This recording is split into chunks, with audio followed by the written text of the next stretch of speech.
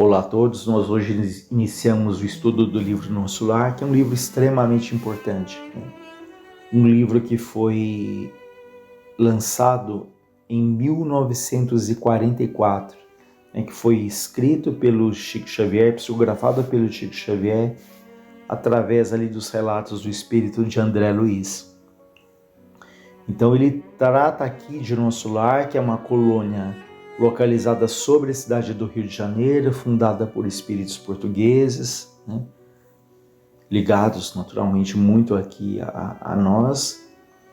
E esse livro trata aqui também, principalmente, da trajetória do André Luiz.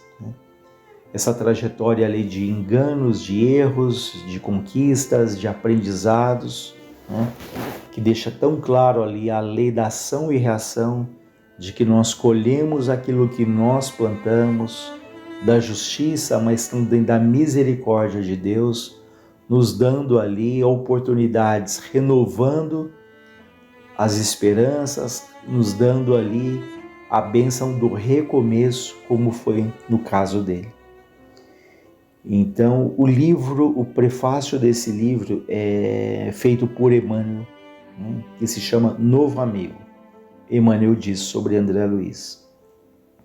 Os prefácios em geral apresentam autores exaltando-lhes o mérito e comentando-lhes a personalidade. Aqui, porém, a situação é diferente. Embalde os companheiros encarnados procurariam o médico André Luiz nos catálogos da convenção. Por vezes o anonimato é filho do legítimo entendimento e do verdadeiro amor. Para redimirmos o passado escabroso, modificam-se tabelas da nomenclatura usual na reencarnação.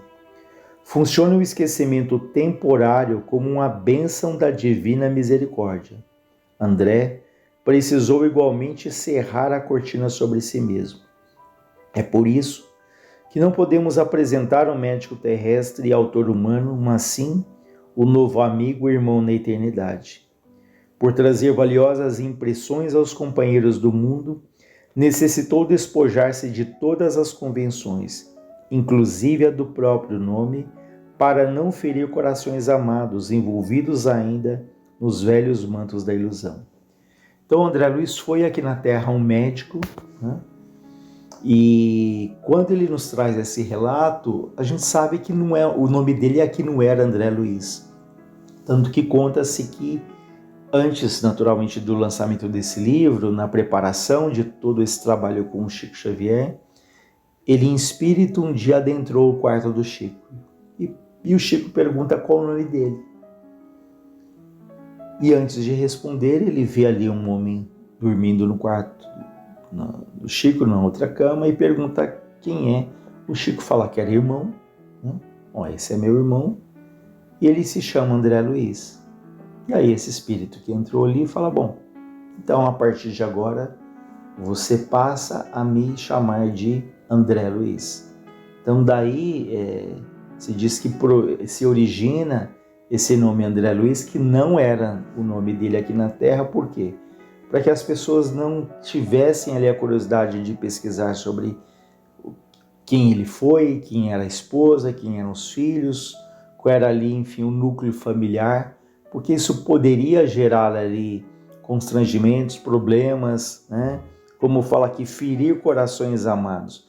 Ou seja, não haveria utilidade, muito menos necessidade, de que nós aqui procurássemos em detalhes quem foi ali André Luiz, porque o que interessava não era a identidade dele, mas o que interessava era a experiência dele, eram os aprendizados que ele teria ali a nos repassar com tudo que ele vivenciou, que está aqui nesse livro tão importante. E Emmanuel continua dizendo no prefácio: reconhecemos que esse livro não é único.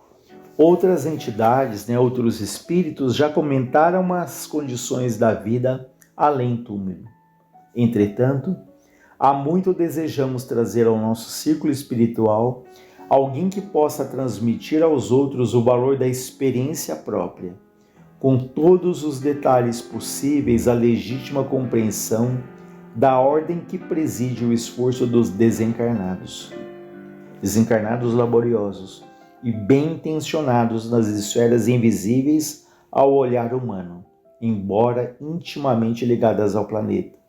Então é muito interessante que Emmanuel fala que há muito tempo ele queria transmitir ali as experiências de alguém que falasse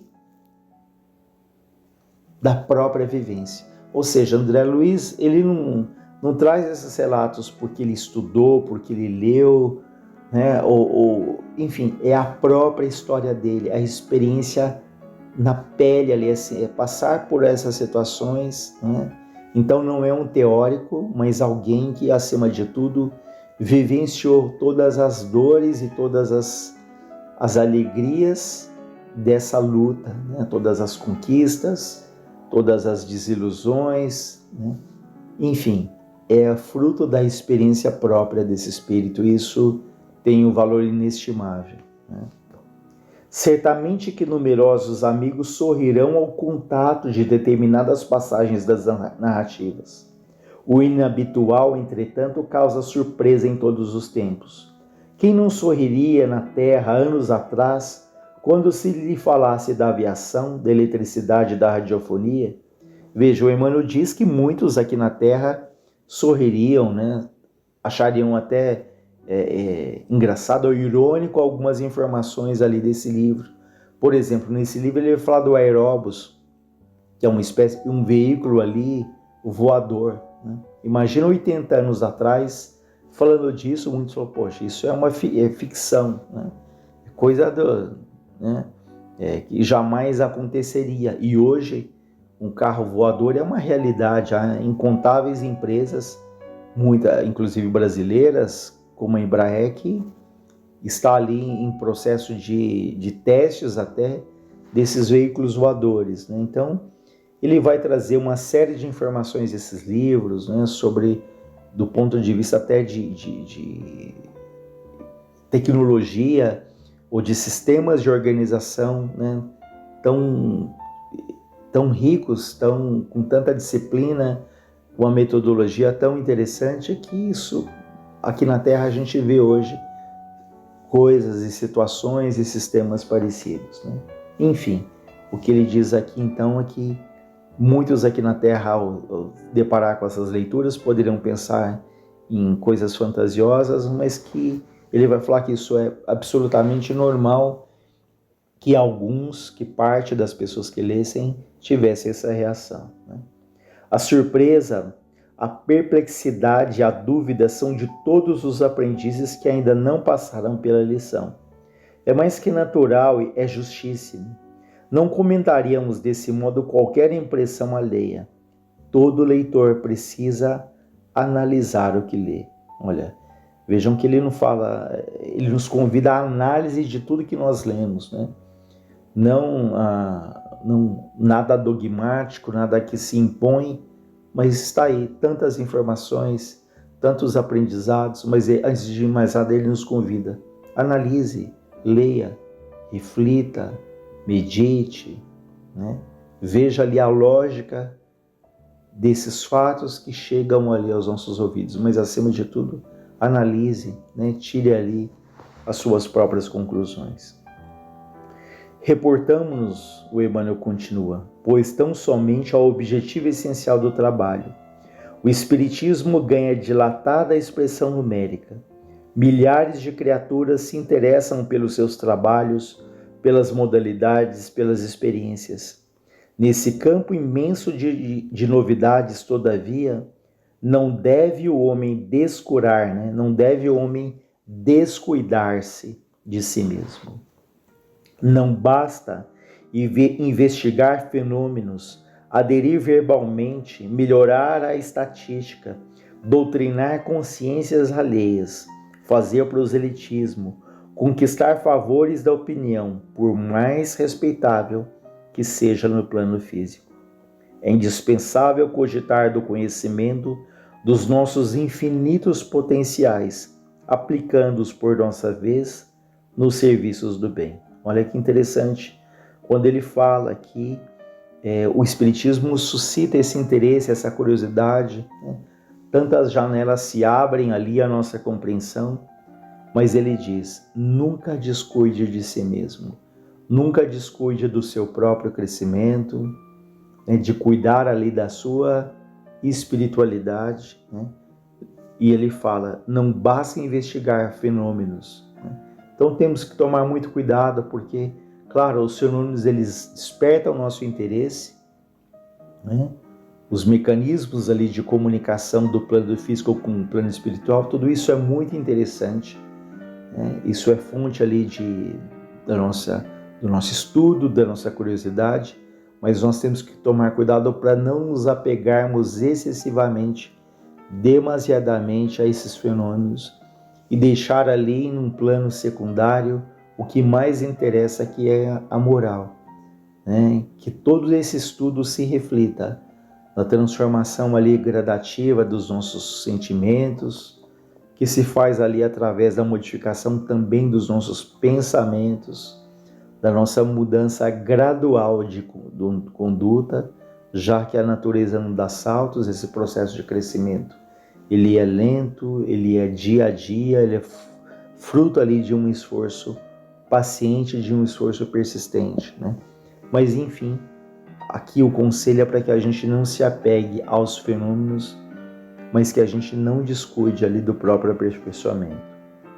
Ele continua dizendo: o homem terrestre não é um deserdado, é filho de Deus, em trabalho construtivo, envergando a roupagem na terra, aluno da escola benemérica, onde precisa aprender a elevar-se. Então nós somos alunos desse planeta que se chama Terra, né?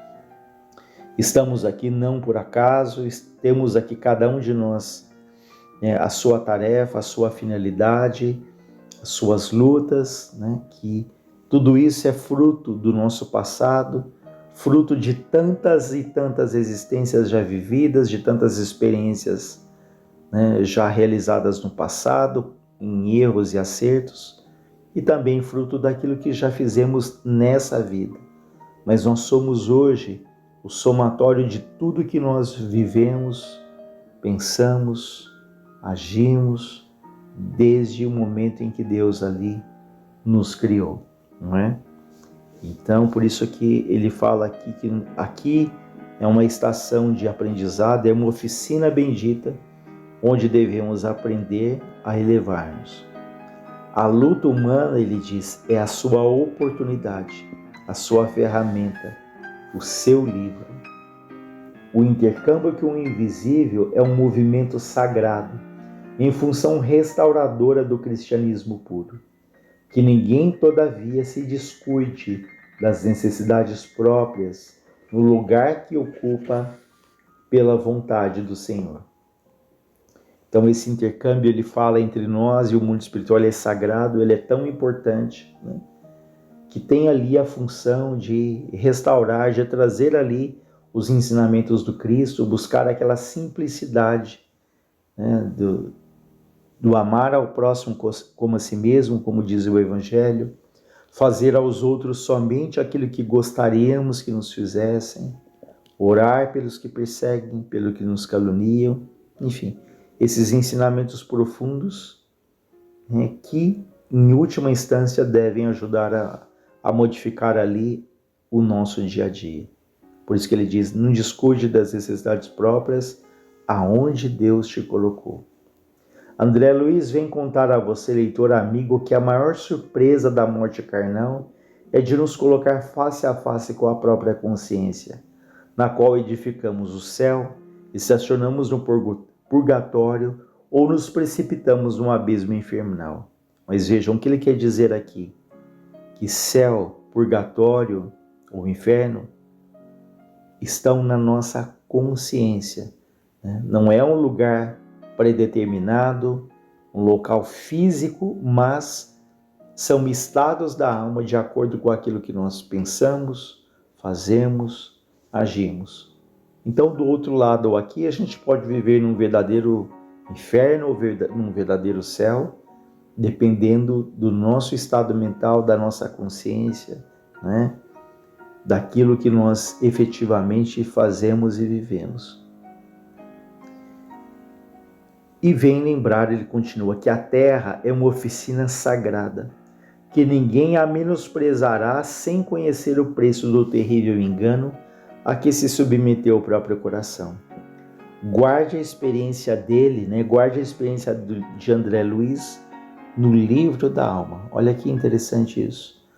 Leia e não guarde só na tua mente, no teu raciocínio, no seu intelecto, mas acima de tudo, que esse relato dele, que as palavras, que elas tenham ressonância dentro ali da nossa alma, no silêncio ali do nosso coração.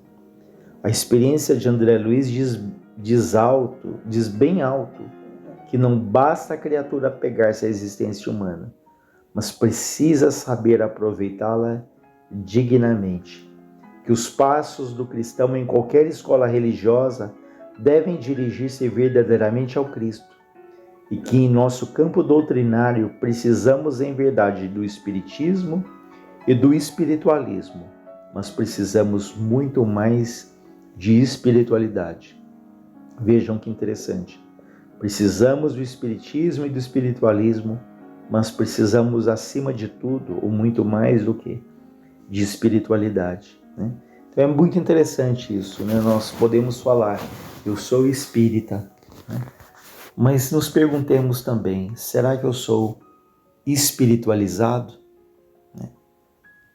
Porque